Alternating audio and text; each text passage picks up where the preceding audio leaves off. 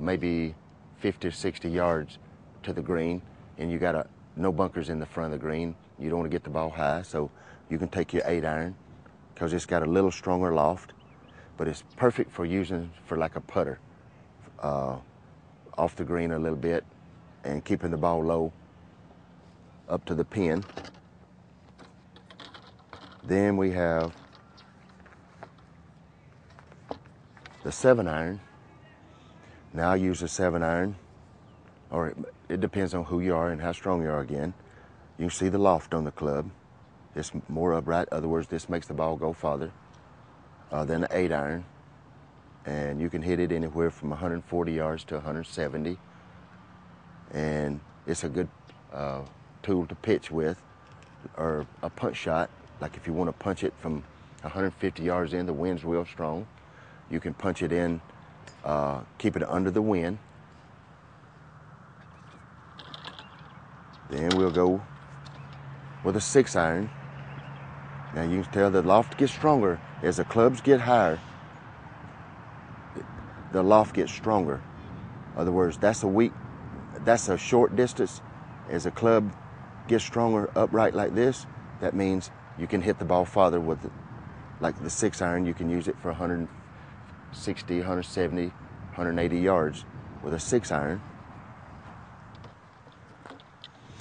Then your 5-iron, it's almost upright. In other words, this can carry you anywhere from 175 to 200 yards. And that's the irons. Now, for a rule of thumb, if I have a difficult shot, 150, say 175 to 200 yards, the wind's blowing, the conditions are pretty rough, and say you missed the fairway, you're in the rough, your 7-wood is your best friend. Trust me, you get into the rough, this is much easier to get out of the rough, especially a one-arm golfer, because we don't have two hands to work with. We don't have a whole lot to guide us with. But the 7-wood is perfect for getting it anywhere from 150 yards to 200 yards out of the rough, or even a bunker. If you're afraid of your irons, you're not hitting your irons real good that day, pick your woods, and your 7-wood be the one to start with. Then we go with us from the 7-wood. We'll go with a 5-wood. Now on your sharp par 4s, which we're handicap players, we get to play from the white. Say your hole is anywhere from 360 yards, par 4. Now we're playing from the white, which we get to play the shorter course. You don't need the driver. The driver will get you in trouble that day, so if you don't feel good, this is where your 5-wood comes in handy. You can hit a 5-wood 200 yards, and the hole's only 360. You only got 160 yards in, so take your 5-wood, and the 5-wood's an excellent tool out of the rough, or off the fairway like your par 5s.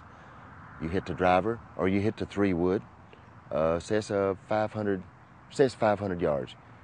You know you can hit this 200.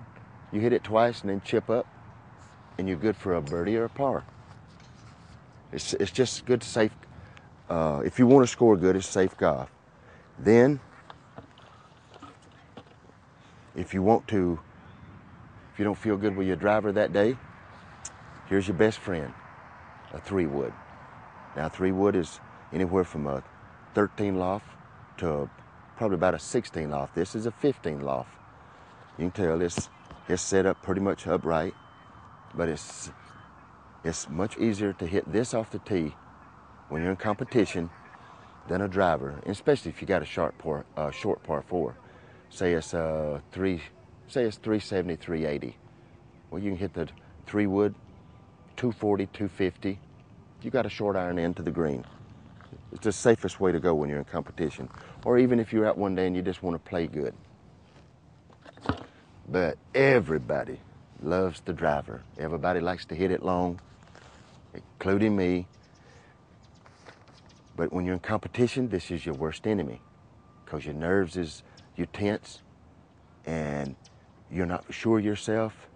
This can get you in all kind of trouble. Now I use a 10.5 degree, and I recommend people like me One-arm golfers, beginners, go with either a 10.5, 11, even a 13 loft.